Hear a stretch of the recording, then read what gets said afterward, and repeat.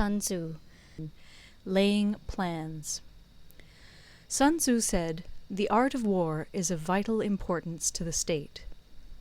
It is a matter of life and death, a road either to safety or to ruin. Hence it is a subject of inquiry which can on no account be neglected. The art of war, then, is governed by 5 constant factors, to be taken into account in one's deliberations when seeking to determine the conditions obtaining in the field. These are 1. The moral law, 2. Heaven, 3. Earth, 4. The commander, 5. Method and discipline. The moral law causes the people to be in complete accord with their ruler, so that they will follow him regardless of their lives, undismayed by any danger. Heaven signifies night and day, cold and heat, times and seasons. Earth comprises distances, great and small, danger and security, open ground and narrow passes, the chances of life and death. The commander stands for the virtues of wisdom, sincerity, benevolence, courage, and strictness.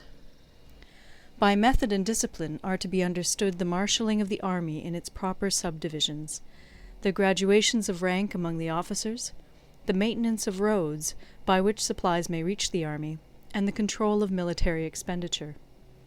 These 5 heads should be familiar to every general. He who knows them will be victorious. He who knows them not will fail. Therefore, in your deliberations, when seeking to determine the military conditions, let them be made the basis of a comparison in this wise. 1. Which of the 2 sovereigns is imbued with the moral law? 2. Which of the 2 generals has most ability? 3. With whom lie the advantages derived from heaven and earth? 4. On which side is discipline most rigorously enforced? 5. Which army is stronger? 6. On which side are officers and men more highly trained? 7.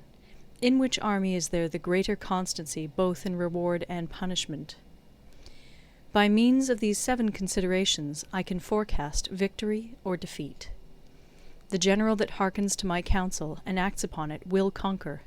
Let such a one be retained in command.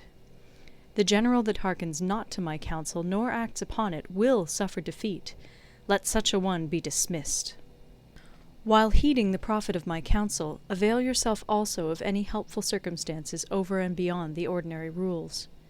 According as circumstances are favorable, one should modify one's plans. All warfare is based on deception. Hence, when able to attack, we must seem unable. When using our forces, we must seem inactive. When we are near, we must make the enemy believe we are far away. When far away, we must make him believe we are near. Hold out baits to entice the enemy, feign disorder, and crush him. If he is secure at all points, be prepared for him. If he is in superior strength, evade him. If your opponent is of choleric temper, seek to irritate him. Pretend to be weak, that he may grow arrogant. If he is taking his ease, give him no rest. If his forces are united, separate them. Attack him where he is unprepared. Appear where you are not expected. These military devices, leading to victory, must not be divulged beforehand. Now the general who wins a battle makes many calculations in his temple ere the battle is fought. The general who loses a battle makes but few calculations beforehand. Thus do many calculations lead to victory, and few calculations to defeat. How much more no calculation at all? It is by attention to this point that I can foresee who is likely to win or lose. End of Part 1. Part 2. Waging War. Sun Tzu said, "In the operations of war, where there are in the field 1,000 swift chariots, as many heavy chariots, and 100,000 mail-clad soldiers, with provisions enough to carry them 1,000 li, the expenditure at home and at the front, including entertainment of guests, small items such as glue and paint, and sums spent on chariots and armour, will reach the total of 1,000 ounces of silver per day. Such is the cost of raising an army of 100,000 men. When you engage in actual fighting, if victory is long in coming, then men's weapons will grow dull and their ardour will be damped. If you lay siege to a town, you will exhaust your strength. Again, if the campaign is protracted, the resources of the state will not be equal to the strain. Now, when your weapons are dulled, your ardour damped, your strength exhausted, and your treasure spent, other chieftains will spring up to take advantage of your extremity. Then no man, however wise, will be able to avert the consequences that must ensue. Thus, though we have heard of stupid haste in war, cleverness has never been seen associated with long delays. There is no instance of a country having benefited from prolonged warfare. It is only one who is thoroughly acquainted with the evils of war that can thoroughly understand the profitable way of carrying it on. The skilful soldier does not raise a second levy. Neither are his supply wagons loaded more than twice.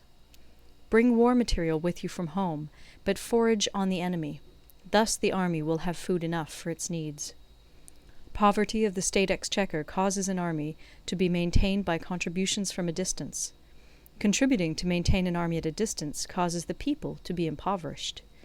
On the other hand, the proximity of an army causes prices to go up, and high prices cause the people's substance to be drained away. When their substance is drained away, the peasantry will be afflicted by heavy exactions. With this loss of substance and exhaustion of strength, the homes of the people will be stripped bare, and 3/10 of their income will be dissipated, while government expenses for broken chariots, worn-out horses, breastplates and helmets, bows and arrows, spears and shields, protective mantles, draught oxen, and heavy wagons will amount to 4/10 of its total revenue. Hence, a wise general makes a point of foraging on the enemy. 1 cartload of the enemy's provisions is equivalent to 20 of one's own, and likewise a single picul of his provender is equivalent to 20 from one's own store. Now, in order to kill the enemy, our men must be roused to anger.